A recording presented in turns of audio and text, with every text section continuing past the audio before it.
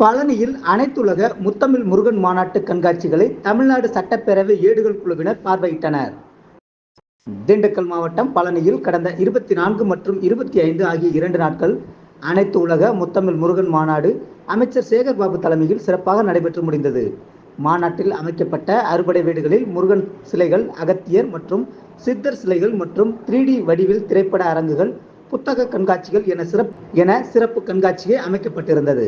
இந்த கண்காட்சிகளை மாநாடு முடிந்து 5 தினங்கள் பொதுமக்கள் பார்வையிடலாம் என திண்டுக்கல் மாவட்ட ஆட்சியர் பூங்கொடி அறிவித்திருந்த நிலையில் கண்காட்சி நீட்டிக்கப்பட்டு பள்ளி மற்றும் கல்லூரி மாணவ மாணவிகள், பொதுமக்கள் என ஏராளமானோர் கண்டுகளித்து வருகின்றனர்.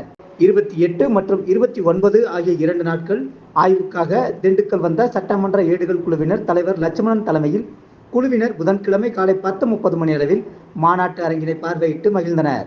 முன்னதாக பழனி மலைக்கோவிலுக்கு சென்ற சட்டப்பேரவை குழுவினர் சுவாமி தரிசனம் செய்தனர்.